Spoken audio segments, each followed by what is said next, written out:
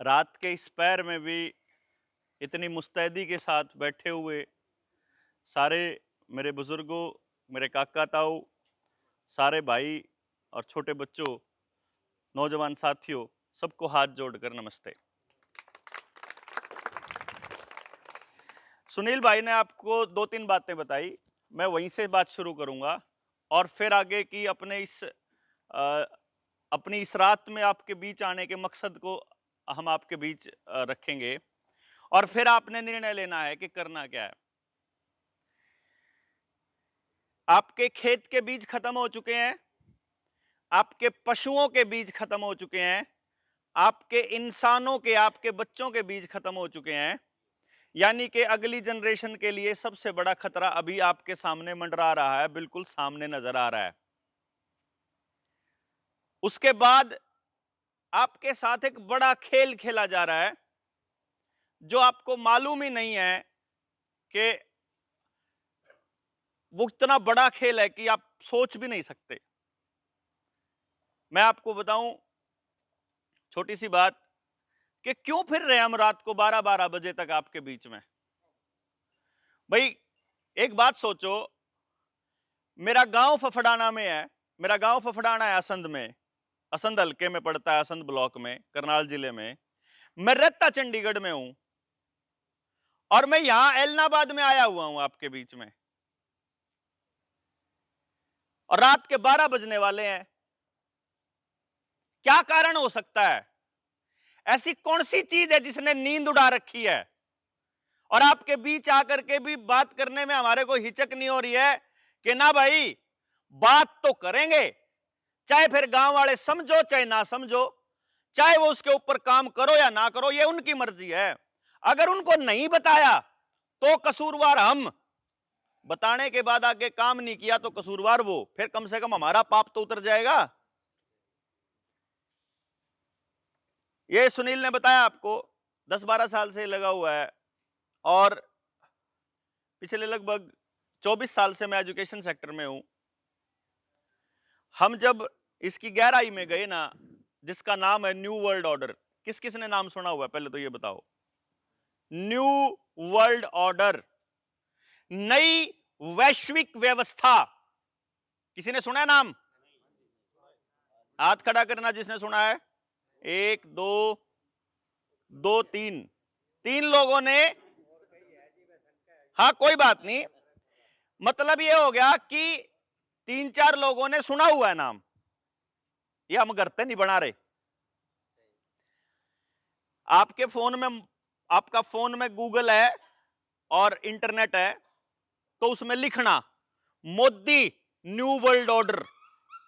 ये वाली वीडियो मैं भेज दूंगा, मनोहर लाल को भेज दूंगा, इससे आप ले लेना कि भाई मैंने जब बोला था तो वह क्या बात थी, वो अपने फोन में लिखियो, यानी तो मैं वो लिंक भी भेज दूंगा। जब मोदी ने बोला, वो ये कहता है कि न्यू वर्ल्ड ऑर्डर आ रहा है, आके रहेगा, चाहे कोई कितना ही जोर ला लो। लाल किले की प्राचीर से बोला उस आदमी ने और संसद के अंदर बोला। पहले तो मेरे को यह बता दो, अगर किसी देश का प्रधानमंत्री कोई बात कह रहा है, वो बेफजूल होगी कि सच्ची हो सके? हो सके ना सच्ची। ये क्या है न्यू वर्ल्ड ऑर्डर? इसके लिए मैं जो कुछ शब्दों को बोलूंगा, आप में से जो नौजवान साथी हैं वो अपने अंग्रेजी में अपने मोबाइल में टाइप करके सर्च करना जरूर। कहीं ये सोचो कि कल ना भाई देवेंद्र बलारा झूठ भगा के चला गया। और जो बुजुर्ग हैं अपने, उनको समझाना, समझ गए ना बात? क्योंकि वो अंग्रेजी के शब्द हैं, कई बार नहीं समझ में आते, लेकिन उसका हिंदी में मतलब जरूर समझाना। कई बार ऐसी चीजें हैं जो मुंह से निकल जाती हैं, फिर भी मैं कोशिश करूंगा सीधी आसान भाषा में समझाने की। दुनिया के कुछ बड़े अमीरों ने मिलकर के एक बात सोची और ये कहने लगे कि भाई इस धरती का तापमान बढ़ने लग गया और जनसंख्या बहुत ज्यादा हो गई, इस धरती को बचाने के लिए पर्यावरण बचाना पड़ेगा और उसके लिए कार्बन डाइऑक्साइड की मात्रा घटानी पड़ेगी। और वो ये कहता है कि कार्बन डाइऑक्साइड की मात्रा सबसे ज्यादा निकलती है आदमी और जानवरों की सांस से। तो अगर ये कम करनी है तो इनकी सांस कम करनी पड़ेगी। अभी इन्होंने पिछले 2 साल आपके साथ रखा ना कि मुंह पे बंद करके रखो, वह जो कार्बन डाइऑक्साइड है वो बाहर नहीं आने देनी, अंदर ही ले जाओ अपनी। उन्होंने ऐसा इंतजाम किया। फिर ये कहते हैं, इन्हीं में से एक कहता है कि इस धरती के ऊपर 75% आबादी, 100 में तो 75 खा में खाई खाने वाले हैं, वो कुछ नहीं, किसी लायक नहीं है। तो वो ये कहते हैं इनको खत्म हो जाना चाहिए, डंगरों को भी और इंसानों को भी खत्म हो जाए। अभी आपके आसपास लंपी आई हुई है, लाखों की संख्या में गायें चली गई, अब भेड़ का नंबर आएगा, फिर बकरी का आएगा, ऊंट का भी आएगा, आपके गली के कुत्तों का भी आएगा, बिल्लियों का भी आएगा, सुअरों का भी आएगा। एक भी जानवर को नहीं छोड़ने वाले ये।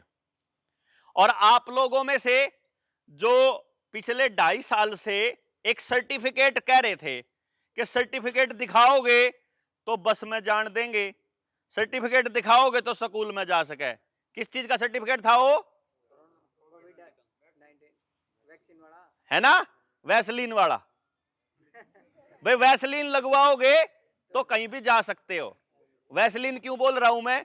क्योंकि अगर मैंने वो बोल दिया जो आप कह रहे हो तो फिर मेरी ये पूरा उड़ा देते हैं, वीडियो दूसरे लोगों तक नहीं पहुंचने देते, इसलिए मैंने वैसलीन बोल दिया। समझ तो गए आप मैं वैसलीन किसने कह रहा। अब आप बताओ कि जो आपको इन्होंने लगाई थी वैसलीन, मैंने जब ये आई भी नहीं थी तब बोला था कि भाई इसका एक किट आएगा, वो मत लगवा लियो नहीं तो नंबर आना शुरू हो जाएगा। जिसने सरकार के दबाव में या सरकार की बकाई में या कह कि सरकार हमारा माड़ा नहीं करती या मोदी सा माड़ा नहीं करेगा, उन्होंने लगवा लिए। अब जिसने लगवा लिए उसमें से 50% में से किसी ना किसी को गोड्डों में दर्द, सिर में दर्द, आंखों की रोशनी, जोड़ों में दर्द, आपके शरीर में कहीं ना कहीं कोई डिफेक्ट, अधरंग मार गया, किसी को पैरालिसिस हो गया, किसी को नपुंसकता। नौजवानों के अंदर मेरे पास मैसेज आए हुए हैं कि मेरा पारिवारिक जीवन खत्म हो गया, बांझपन। लड़कियों के अंदर, लेडीज के अंदर पीरियड्स में दिक्कत, अनियमितता, कंसीव नहीं कर पा रहे। जो प्रेग्नेंट लेडीज थी 82% बच्चे गिर गए उनके, और लोग चलते चलते गिर रहे हैं। आज एक फौजी की खबर आई है, ड्यूटी पे खड़ा था, ढूं ऐसे गया, और ड्राइवर गाड़ी चलाते टाइम, कोई कैसे करते टाइम। मतलब पहले क्या होता था, अगर आपको हार्ट अटैक हो गया तो अस्पताल जाने का टाइम मिल जाता था, किसी के स्टंट डल गए, किसी का कुछ हो जाता था। और ये heart attack, BP, sugar, cancer, ये आए कैसे भाई भारत में? हमारे बड़े बुजुर्ग बैठे हैं, आज से 50 साल पहले कितने अस्पताल होया करते जी आपके आसपास? एक भी को नहीं। अस्पताल ना होने का मतलब क्या? इसका मतलब बीमारी नहीं थी। बीमारियां कब आई? जब आपको हाइब्रिड बीज दिए गए। अगर बीज के अंदर बीमारी डाल के दे दोगे तो जो खाएगा वो बीमार होएगा कि नहीं होएगा? जैसा खाए अन्न वैसा होए मन, बोलते हैं ना। तो आपको अगर बीमार बीज देंगे तो बीमार हो जाओगे, बांझ बीज देंगे तो बांझ हो जाओगे। जो बीटी कॉटन की बात बता रहा था, अगर आपको नपुंसक बीज देंगे तो नपुंसक हो जाओगे। और आपने देखा होगा कि आपकी फसलों में भी बीमारियां बदल बदल के आ रही हैं। इसका मतलब वो आपकी जमीन में नहीं है बीमारी, वो आपके बीज में है। और बीज आपके घर का नहीं है, बीज बाजार से आता है। अब बीज बाजार से आ रहा है और बीज सरकार ने मान लो ऐसा दे दिया कि जिसमें फसल ही ना हो, फिर क्या करोगे? बर्बाद होना तय है किसान का। अगर किसान बर्बाद हो जाएगा तो क्या होगा?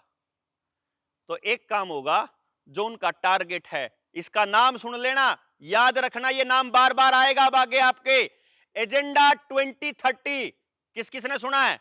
एजेंडा 2030 नहीं सुना? वर्ल्ड इकोनॉमिक फोरम किस किसने सुना है? वर्ल्ड इकोनॉमिक फोरम, दुनिया के बड़े अमीर लोगों ने मिलकर एक अपना ग्रुप बना रखा है, अपना गैंग बना रखा है, जैसे इन सारे नेताओं ने बना रखा। आपको क्या लगता है चौटाला रुड्डा अलग अलग है? मनोहर लाल खट्टर और केजरीवाल और चौटाला हुड्डा अलग अलग है क्या? आप सोचो, 2.5 साल से आपके बच्चों के स्कूल बंद थे, 2 साल से जनता सरकार मोर्चा ने खुलवाए थे। जब मैं गिरफ्तार हुआ, किस किस को पता उस वाक्य का? मास्क के ऊपर मैं गिरफ्तार हुआ, बाहर आके हमने ऐलान किया कि स्कूल खुलेंगे, ना कोई सर्टिफिकेट दिखाएगा, ना कोई बच्चा मुंह के ऊपर कुछ लगाएगा। खोल दिए, सरकार भी डर गई, सारा काम हो गया। उस दौरान आपके बच्चों के पूरे 2 साल स्कूल बंद हुए हो गए थे। कौन सा नेता आया आपके बच्चों का स्कूल खुलवाने? बताओ, नहीं आया ना? आपसे सर्टिफिकेट मांग रहे थे। सचिवालय जाओगे तो सर्टिफिकेट चाहिए, बस में जाओगे तो सर्टिफिकेट चाहिए, रेल में जाओ टिकट कटवानी है, तनख्वाह लेनी है, ड्यूटी ज्वाइन करनी है, फॉर्म भरना है, स्कूल में जाना है, पेपर देना है, सब में सर्टिफिकेट मांग रहे थे। कौन सा नेता आया था आपको बचाने के लिए? कोई एक नेता बोला? बताओ दो। नहीं बोला। एक भी पॉलिटिकल पार्टी नहीं बोली, एक भी सामाजिक संगठन नहीं बोला, कोई समाज सेवी नहीं बोला, आपके गांव का सरपंच नहीं बोला, और जो पिछली बार इलेक्शन में खड़ा हो रहा था वो भी नहीं बोला, जो हार गया था वो भी नहीं बोला। क्यों जी? मौजूदा सरपंच भी लाइन में लगवा रहा था। और जब नुकसान होने लग रहा था, कौन आएगा मुआवजा देने के लिए? कोई मुआवजा देना आया? कोई नहीं आया। ये वहां से चला हुआ है। चलता गेम कैसे है? टेलीविजन के जरिए आपके दिमाग को दूसरी चीज सोचने ही नहीं देते। एक बात बताओ,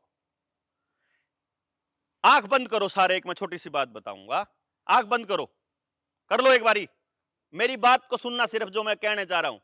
आंखें बंद करोगे? कर लो दोस्तों, कर लो, मजा आएगा तुमको। एक बात, मेरी बात समझ में आएगी ये बात कहने से।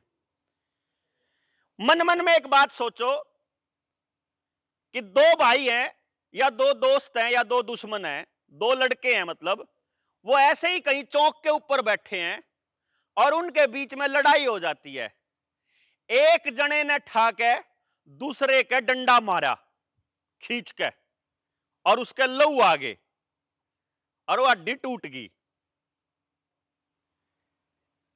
एक बार दिखाइए भाई, जाके उन्हें उड़ जाके दिखाना है। एक बार आंख बंद करे, सिर्फ इतना सोचना, जो मैं आपसे सवाल पूछ रहा हूं ना, केवल उसका जवाब ईमानदारी से देना। दिखा देना, एक सिर्फ मेरे सवाल का जवाब देना।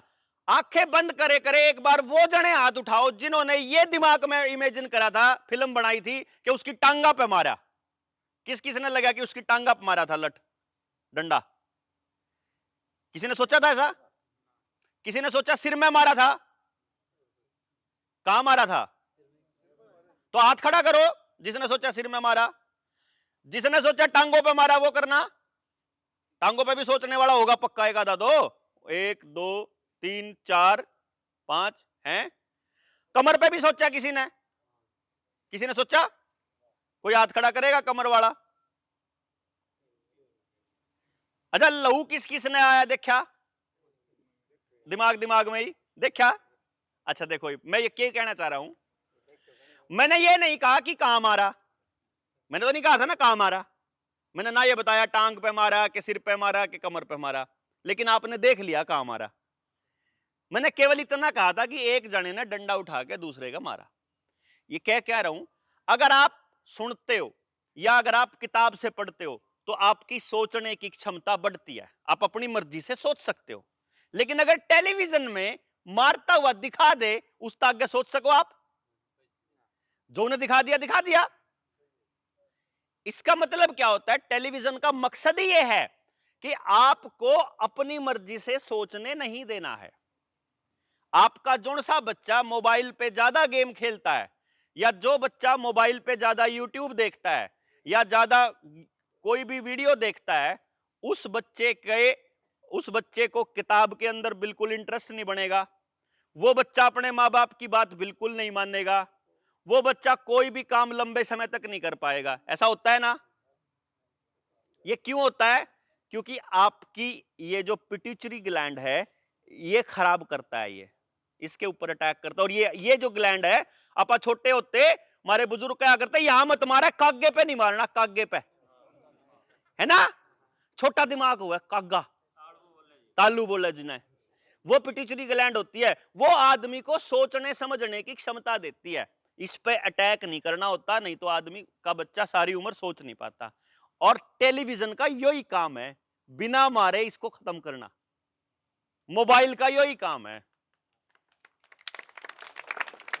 दूसरी चीज, एक और चीज बताता हूं आपको, आप ने सब ने ये चीज देखी होगी जरूर। एक नाम है जिसका नाम है डोपामिन। किस किस ने सुना हुआ है डोपामिन?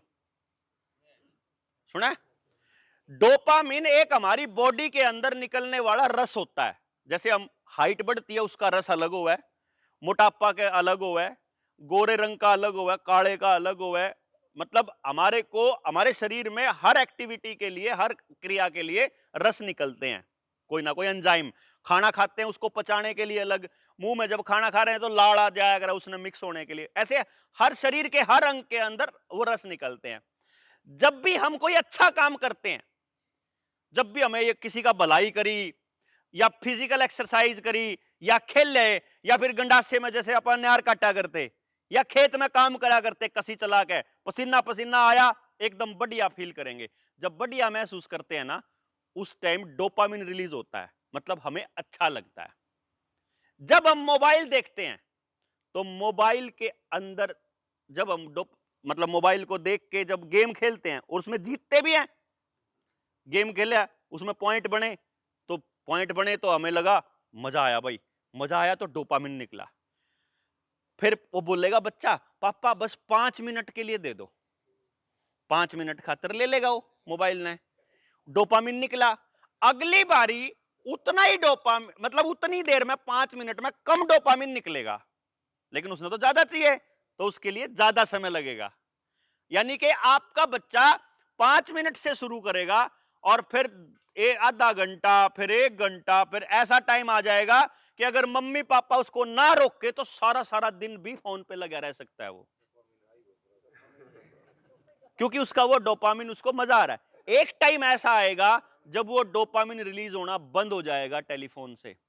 उस दिन के लिए उसको एक चीज चाहिएगी, नशा। आप देख लेना, जो भी बच्चे अब जो नौजवान बालक नशा कर रहे हैं, वो उससे पहले मोबाइल पे लगे रहा करते।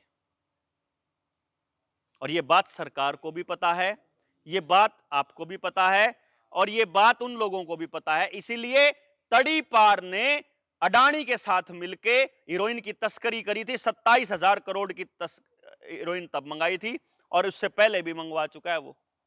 हीरोइन ही हीरोइन, मतलब नशा है। आज 1800 करोड़ की वो बताने लग रहा पकड़ी है दिल्ली के अंदर, मुंबई में, ठीक है। आपके सिरसा के अंदर किसको नहीं पता कौन करता है नशा? पता है ना? पंजाब में कौन सा नेता करता है? अरविंद केजरीवाल ने आरोप लगाया मजीठिया के ऊपर, और जब देखा कोर्ट केस चल गए तो माफी मांग ली। लेकिन वो आरोप झूठे थे कि सच्चे थे, ये बात तो जनता को भी पता। आपके यहां नहीं करता। जिसके बारे में मशहूर है, गुंडा है जो, एक एमएलए है कोई, किसी का लड़का यहां है ना, बोलते हैं उसको, करता है ना नशा, पिल्लू है कि क्या है पता नहीं। लेकिन आपको मालूम है ना कि नशे की तस्करी वो करते हैं, पुलिस वालों को भी पता है। गांव के अंदर कहां कहां नशा मिलता है पुलिस वालों को पता नहीं है क्या? एक एक आदमी का पता, कौन दारू बेचता है, कौन जहरीली शराब बेचता है, कौन हीरोइन बेचता है, कौन अफीम बेचता है, कौन चरस बेचता है। तो भाई जब नेताओं को भी पता है, बल्कि नेताओं तो मिलके कर रहे हैं, पुलिस को भी पता है, आपको भी पता है, आपके पड़ोसियों को भी पता है, तो अगर पड़ोसी के घर में अगर नशा आ गया है, आपके बच्चे से कितनी दूर है, क्या ये समझ में नहीं आ रहा आपको? कितना दिन बच लोगे भाई? जब तक आपका बच्चा छोटा है घर में कैद करके रख लोगे, लेकिन जिस दिन 18 का होगा तो बाहर जाएगा। और बाहर अगर समाज आपने नशेड़ियों का बना रखा है, तो नशे का इंजेक्शन ज्यादा दूर नहीं है आपसे, चिट्टा आ लिया होगा आपके यहां भी, बहुत है ना। तो यो कहां से आया है? क्या करे पंजाब से आया, क्योंकि जब पंजाब में आया ना, पंजाब में भी सबसे पहले परली साइड से स्टार्ट होया था, जलालाबाद साइड से, पंजाब पाकिस्तान बॉर्डर साइड से, वहां से स्टार्ट होया और चलते चलते चलते चलते यहां तक आ लिया, यहां नहीं आ लिया, मेरे करनाल में भी जा लिया। और अब अगर मेरे करनाल में जा चुका है तो जरूर मेरे गांव में भी जा चुका है, और अगर मेरे गांव में जा चुका है तो मेरे घर में भी जाने से ज्यादा दूर नहीं है। अगर मैंने आज खड़ा होकर के नहीं बोला, अगर आज मैंने नहीं अगर आवाज लगाई, अगर मैंने चिल्ला चिल्ला के नहीं बोला कि ये गलत हो रहा है, तो अगला नंबर मेरे बच्चे का है। यही कारण है कि रात को 12-12 1-1 बजे तक नींद नहीं आती, कि यूं अपनी औलादों को अपनी आंखों के आगे मरते गिरते देखेंगे क्या? इसलिए पैदा किया है क्या उनको? और किस लिए? क्या कारण रहा बर्बाद होने का? क्योंकि शरीफ आदमी ने बोलना छोड़ दिया।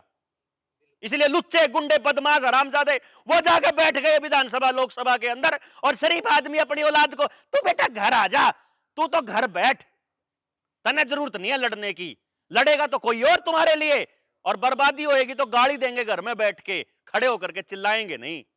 इसीलिए चिल्ला रहे हैं कि नहीं भाई बहुत हो गया, अब नहीं बर्दाश्त होएगा, अब बोल लेंगे, अब आपको कोई रास्ता नहीं बचा ही नहीं। रास्ता बताओ। वो जिसकी मैं बात कह रहा था वर्ल्ड इकोनॉमिक फोरम की, उन्होंने अपने एजेंडे के अंदर लिखा हुआ है कि हम 2030 तक ऐसी दुनिया बनाना चाहते हैं जो आपके ऊपर अपने आप से खाना ना खा सके, अपने आप से पानी ना पी सके, अपने आप से बच्चे ना पैदा कर सके, अपने आप से एक भी काम ना कर सके, हर काम के लिए उन अमीरों के ऊपर निर्भर होने चाहिए। ये वो बकायदा एजेंडे के अंदर शामिल है। इसीलिए हम ये देख रहे हैं कि मेरी औलाद के लिए आगे कुआं और आगे पीछे खाई का रास्ता है। मेरे पास बोलने के अलावा, चिल्लाने के अलावा, अपने समाज के अंदर जाके पूछने के अलावा कोई चारा नहीं कि करे क्या। आप बताओ करे क्या? बड़ी पीढ़ी लड़ लड़ के मर गई, अगली पीढ़ी को नपुंसक बना दिया, जवान बच्चों को बाहर नहीं निकालते, बोला ना तेरे ऊपर केस हो जाएगा। केस हो जाएगा तो क्या फर्क पड़ा? बोला नौकरी नहीं मिलेगी। हाँ इब तो घर तक बराबर आके देवे है ना नौकरी, इब तो धक्के तो देने लग रहे हैं ना। इसलिए निकलना पड़ा। हम लोग जब समाज के अंदर आए, हमें अंदाजा नहीं था इतनी भयानक स्थिति है, और शायद आपको भी नहीं अंदाजा है। और मैं आपको उस अंदाजे को एक बार दिखा देता हूं, आपके सामने दिखा के, और अगर मेरी बात में एक लाइन भी झूठ हो तो यहीं खड़ा करके जूते मारना बेशक कि भाई तू झूठ बका के जा रहा है। 99%, मैं जान के 99% बोल रहा हूं, अगर गांव में घर घर जाके सर्वे करोगे तो एक भी आदमी नहीं मिलता आपके गांव का ऐसा किसान जिसकी जमीन किसान क्रेडिट कार्ड के नाम पे बैंक में गिरवी ना पड़ी हो। है कि नहीं? नंबर 2, जितना खर्चा होता है खेती करने में, डीजल, ट्रैक्टर, मेहनत सेहनत सारा लगा के, फसल पे पूरा नहीं होता किसी भी किसान का। होता है क्या? आड़ती का ब्याज समेत नहीं होता। एक बात सोचो, वो पैसा निकलवा के किसान ने किया क्या उसका? या तो मकान बना लिया, वहां से भी पैसा उल्टा नहीं आंदा, कोई साधन ले लिया तो भी पैसा वापस नहीं आएगा। अगर किसी को बिजनेस करने के लिए अपने बच्चे को दे दिया कि ले तू 5-4 लाख 10 लाख रुपए ले और दुकान खोल लिए, दुकान बर्बाद करने का खेल पहले ही चल रहा है। आप अगर अपनी दुकान से लेने जाओगे फ्रिज, कूलर या कुछ भी ऐसी चीज लेने जाओगे, कुछ भी छोटा मोटा सामान, बाजार में ऑनलाइन सस्ता मिलेगा और दुकान में बाजार पे महंगा मिलेगा, तो दुकान से क्यों लेगा फिर कोई? मोबाइल पे खरीदेगा खटाक से, तो दुकानें चलेंगी नहीं। अच्छा जी, और किसी को दे रखा है ब्याज पे, उसका काम धंधा भी नहीं चलेगा, तो वापस आने के कोई चांस मुझे लगते नहीं है। किसान ने जहां जहां पैसा लगा रखा है ना, वापस नहीं आएगा, मान के चलो। ठीक है जी। नंबर 2, आपका जमीन का पानी अब आप अपने आप से नहीं यूज कर सकते, इस्तेमाल कर सकते। कुएं आपके पास बचे नहीं, जोड़ आपके पास बचे नहीं। टुंटी का पानी आवेगा तो पानी पी लोगे, नलके आपके पास बचे नहीं। अगर टुंटी के पानी में अगर उनने कुछ पुड़िया डाल के बेच दी तो साबते गांव के दस्त लग सके? क्यों जी? 1 मिनट में लग सके। और नया कानून आ रहा है, अब जिसके घर में समर्सिबल है 10,000 रुपया साल का देना पड़ेगा। अनाज आपका नहीं, बीज क्योंकि बाजार से आता है। जिस दिन बीज खाली आ गया उस दिन जमींदार के पास खाने न दाने भी नहीं है। खाली है ना? हाँ, बस इंतजार करो 1 साल और, भूखा मरेगा सारा किसान। हाँ ठीक है जी, अनाज खाली हो गया। एफसीआई के पास अनाज नहीं है अब देश को देने के लिए। मुश्किल से 6 महीने का अनाज बचा हुआ है। एफसीआई भी खाली, किसान भी खाली, फिर बटे बड़े अमीर घराने, है ना जी। पानी का मैंने बता दिया, फसल का बता दिया। अब हर चीज, आपकी जिंदगी से जुड़ी हर चीज, आपकी गाड़ी की आरसी, आपके घर की रजिस्ट्री, आपकी पानी का कनेक्शन, बिजली का कनेक्शन, मोबाइल का कनेक्शन, आपकी गैस का कनेक्शन, हर कनेक्शन आधार कार्ड से जुड़ लिया। और आधार कार्ड वैसलीन के सर्टिफिकेट से जुड़ लिया। अगर कल को सरकार ये कह दे कि भाई साहब अगर तीसरी डोज नहीं लगवाओगे तो जिसका फैमिली आईडी में जिसका नाम है सबकी सारी सेवाएं बंद, तो क्या करोगे?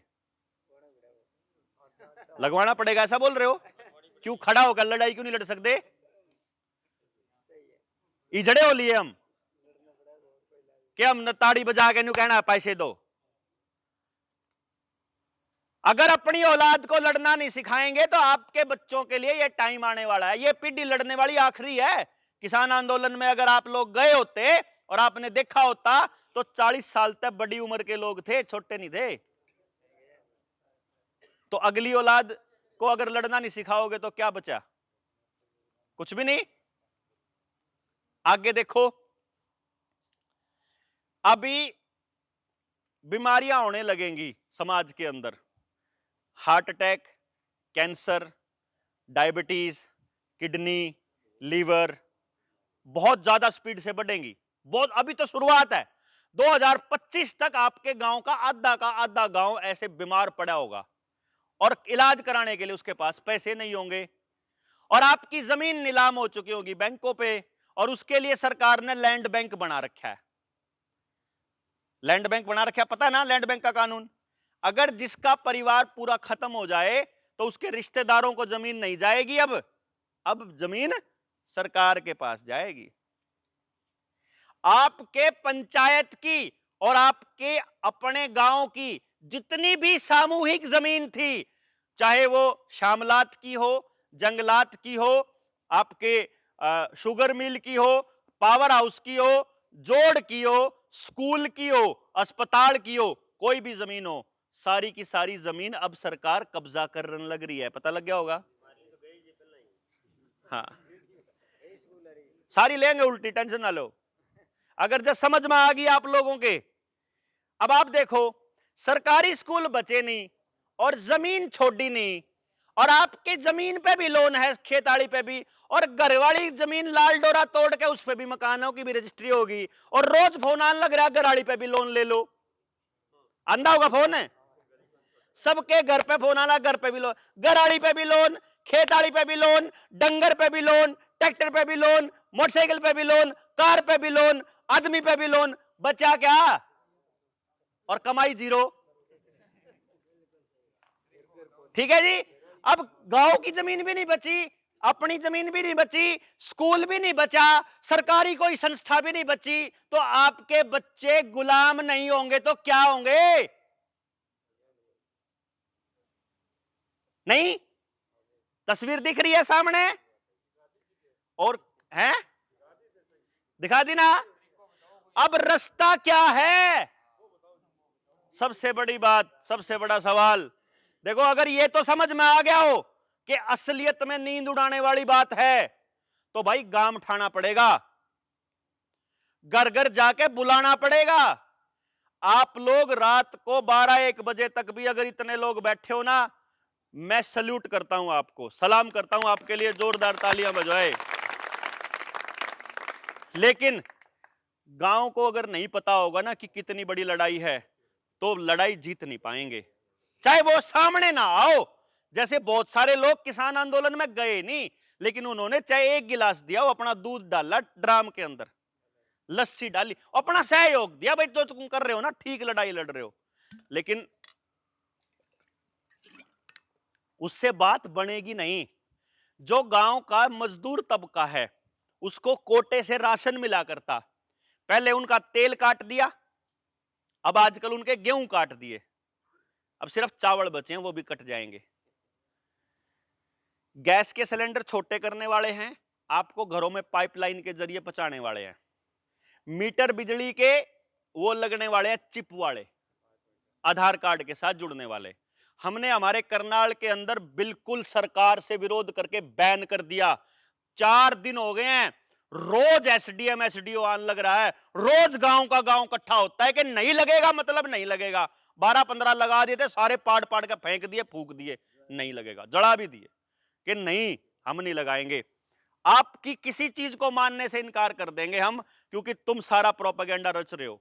चाहे फिर वो आधार कार्ड के साथ आपका वोटर कार्ड जोड़ना, कितना बड़ा षड्यंत्र है आपको समझ में नहीं आ रहा। आधार कार्ड आपकी गुलामी का नंबर है, बस ये समझ लो। अगर आधार कार्ड को जला के नहीं फेंका, जहां भी आधार कार्ड मांगते हैं वहां पूरे गांव को खड़ा होना पड़ेगा। सबसे पहला तो काम यो करना पड़ेगा, जहां भी आधार कार्ड मांगते हैं, फैमिली आईडी मांगते हैं, अड़ जाओ वहां पे, जैसे पहले अड़े थे ना वैसे। पहला नंबर तो यो। दूसरा नंबर, अपने गांव के स्कूल बचा लो, सब दूसरा नंबर है यो।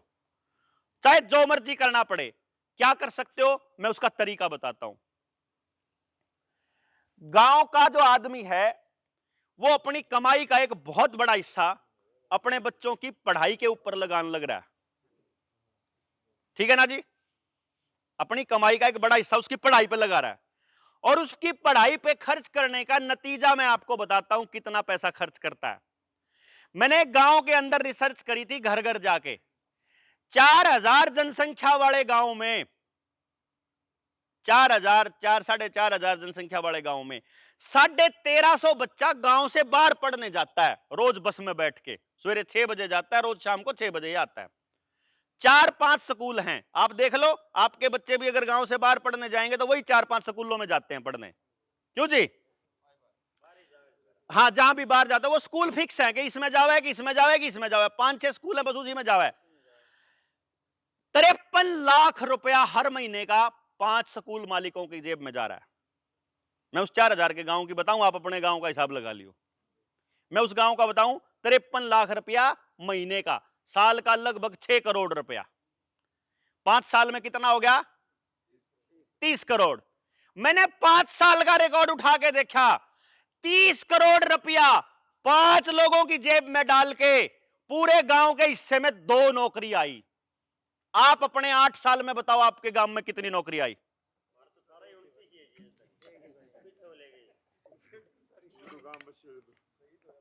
जब से गांव बसा तब से 29 नौकरी, यही बता रहे हो आप? तो पिछले 8 साल में 0 रुपया तो फिर भी लागन लग रहा होगा पढ़ाई के नाम पे। तो रुपये का करा क्या? वेस्टेज हो गया ना। अगर गांव राम बैठ के चर्चा करेगा, मेरे पास एक ऐसी विद्या है, मैं इसीलिए जाना जाता था, मैं पहले यो ये काम करा करता, मैं आपको बताऊं।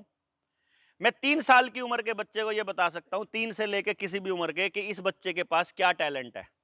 ये कुदरत ने साइंटिस्ट पैदा करा, खिलाड़ी पैदा कर रखा, टीचर पैदा कर रखा, वकील पैदा कर रखा, या संगीतकार पैदा कर रखा, या डांसर पैदा कर रखा, या कोरियोग्राफर पैदा कर रखा, या इंजीनियर पैदा कर रखा, या डॉक्टर पैदा। इस बच्चे में क्या गुण है ये हम 3 साल की उम्र में बता सके। तो आपके गांव के अगर सभी बच्चों का पता चल जाए कि इस बच्चे में ये टैलेंट है, और सारा गांव मिलकर उनके उस टैलेंट को निखारने पर लग जाए, तो एक भी बच्चा बेरोजगार नहीं बचेगा, इस बात की गारंटी है। लेकिन अगर गांव इकट्ठा हो जाए तो आप इस पे काम कर सके, ठीक है ना जी। लेकिन मैं क्यों करूंगा भाई आपके गांव में आके?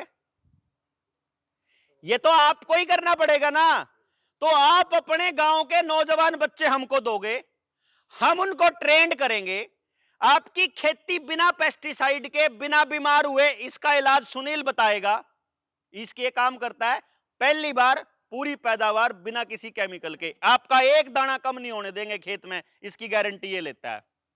आपकी जितने भी किसानों की जमीनों के ऊपर लोन है, उसका एक एक रुपए का चुकता जनता सरकार मोर्चा करेगा। आपको एक पैसा लोन का नहीं देना, इसकी गारंटी है, अगर साथ आ जाओगे तो। एक पैसा लोन का नहीं देने की जरूरत, नए मीटर लगवाने की जरूरत नहीं है, आधार कार्ड के साथ किसी चीज को जुड़वाने की जरूरत नहीं है। अपना स्कूल बचा लो सरकारी, अपने बच्चों को प्राइवेट से हटा के सरकारी स्कूल में दाखिला करवा दो। और दो संस्थाएं ऐसी हैं गांव के अंदर, स्कूल मैनेजमेंट कमेटी और ग्राम सभा।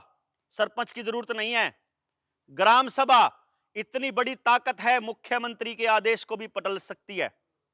ग्राम सभा का मतलब क्या है? 18 साल से ऊपर का हर व्यक्ति ग्राम सभा का मेंबर होता है ऑटोमेटिक। अगर गांव के अंदर बुलाओ सबको चिट्ठी डाल के, ग्राम सभा के अंदर प्रस्ताव पारित करो कि हम अपने बच्चों को सरकारी स्कूल में कराएंगे। अगर सरकारी मास्टर आपकी बात मानने से मना करते हैं, अगर सरकार आपको पूरी पोस्ट देने से मना करती है कि यहां हमारे को इतने टीचर चाहिए, अगर सरकार उतने टीचर देने से मना करती है, तो जितने पहले से नौकरी कर रहे हैं ना, इनको निकालो यहां से सबसे पहले तो, कि गांव में पढ़ने की जरूरत नहीं है, हम अपने बच्चों को नौकरी देंगे यहां। गांव राम उनका तो इंतजाम कर सके जी, लेकिन ये इनिशिएटिव तो लेना पड़ेगा ना, शुरुआत तो करनी पड़ेगी ना। इसके लिए बैठ के चर्चा करी जा सकती है। बस इतना फर्क है, एक बात का ध्यान रखना कि गांव के अंदर कोई भी व्यक्ति जो है वो ऐसे नहीं आता ऐसे काम में, ये यज्ञ है। अपने यहां चूल्हा न्योंद भी हो ना, चूल्हा न्योंद तो पता है ना, चूल्हा न्योंद हो तो भी न्यू बाट देखा करे कि मालक बुलाना होगा जिब चलेंगे, और 2 बार बुलाना आवे जिब चला करे, नहा धो के बैठ जाया करे। पता है घर में रोटी नहीं बन रही, पता है कि वहीं खानी है, लेकिन फिर भी इंतजार करेगा कि वो बुलाने आएगा। यह अपने गांव का कल्चर है। तो हम उन लोगों को बुला के लाएंगे, बैठ के चर्चा करेंगे, उनकी सोच पे काम करेंगे। जितने नौजवान बच्चे आगे आकर के ये लड़ाई लड़ने को तैयार हो, उन नौजवान लड़कों को लेकर के उनको तैयार करेंगे। आयुर्वेद के अंदर तैयार कर देंगे, जिसको नेचुरोपैथी पसंद है उसको तैयार कर देंगे, जिसको आयुर्वेद पसंद है आयुर्वेद कर देंगे, जिसको खेती में इंटरेस्ट है खेती के लिए कर देंगे, जिसको शिक्षा में इंटरेस्ट है शिक्षा के लिए कर देंगे। और गांव को अपने आप खुद संभालेंगे, गांव अपना तंत्र खुद संभालेगा, गांव का अपना कल्चर बचाएगा, गांव अपने बच्चों को बचाएगा, अगर गांव राम के समझ में आ जाए तो। नहीं तो आपके गांव को बचाने कौन कौन आ सकता है जिससे आपको उम्मीद हो? मैं थोड़ा सा एक तरीका बता देता हूं। सरपंच की तनख्वाह कितनी होती है?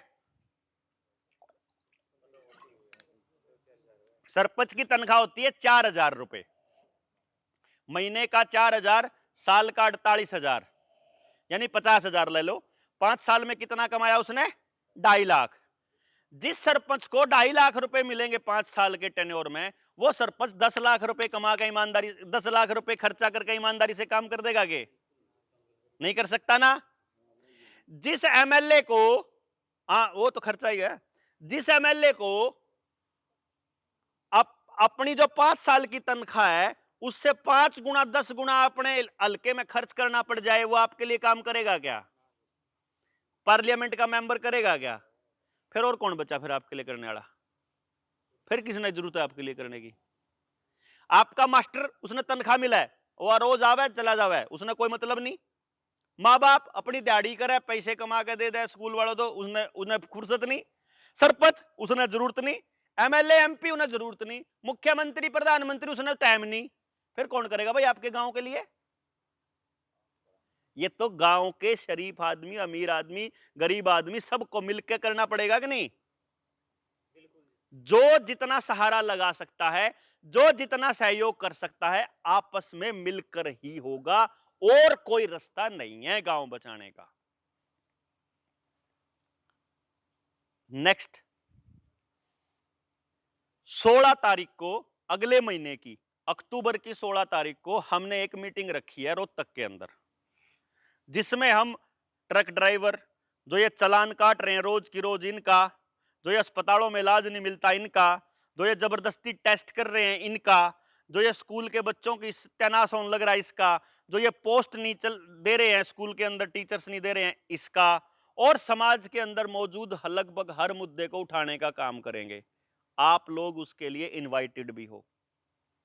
रोहतक के अंदर सुबह 10 बजे हम लोग इकट्ठे हो रहे हैं पूरे हरियाणा से, तो आपका वहां निमंत्रण भी है कि अगर आपको ये लगता हो कि ये जनता सरकार मोर्चा वाले पागल लोग ठीक सोच रहे हैं और हमें इनका साथ देना चाहिए, तो आपको वहां पहुंचना चाहिए अपने गांव की तरफ से, ठीक है ना। बाकी मनोहर लाल को आप लिखवा दोगे, जितने भी लोग जाने के तैयार हो। अगर नहीं भी आते हो कोई बात नहीं, आप अपने गांव के गांव में रह करके कम से कम अपने एजुकेशन के लिए काम करना शुरू कर दो। हम आपको जितना भी संभव हमारे पास ज्ञान है, जितना का हमने इकट्ठा करा है, जो अनुभव है, जो और लोग हैं, वो हम देने तैयार हैं। लेकिन आपका गांव है, आपके बच्चे हैं, आपकी बर्बादी है, इसको आबाद करने का काम आप ही को करना पड़ेगा।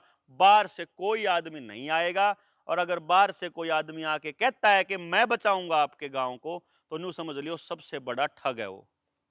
मैं नहीं बचा सकता आपके गांव को, ना मैंने कोई जरूरत है। मैं तो आपके बीच केवल इसलिए आया हूं कि अगर मेरा समाज बर्बाद हो जाएगा तो मेरा बच्चा भी आबाद नहीं रह सकता। मेरा अपना स्वार्थ है, मेरा अपना दर्द है, मेरा अपना मोटिव, अपना उद्देश्य है। मेरा आपके गांव को बचाने के पीछे इतना उद्देश्य है कि मेरे को अपना बच्चा बचाना है, और इसीलिए मैं निकल रहा हूं। तो आपको भी अगर अपना बच्चा बचाना हो तो आपको भी निकलना पड़ेगा, और आपको भी इसी तरीके से अपने लोगों को समझाना पड़ेगा। और कोई रास्ता मेरे समझ में नहीं आवा है। अगर आपके समझ में आता हो तो हम सुनने तैयार, हाँ। और अगर ये लगता हो कि ये बालक ठीक है, तो फिर हमने आशीर्वाद दो, फिर हमारे सिर पर हाथ धरो, और फिर इस लड़ाई को बड़ा करते हैं और इस लड़ाई को लड़ते हैं।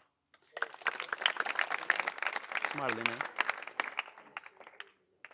इतनी रात को आप लोग बैठे, और मतलब इतना शांति से, मैं समझता हूं कि आप लोग कुछ कह रहे थे मनोहर भाई। क्या? हमने कमेटी चला रखी है क्या? हाँ, तो उसमें शौक के लिए पूछ रहे थे, मतलब शौक करें सारे गांव के, सभी मिलजुल के काम करें उसके साथ। कौन सी कमेटी?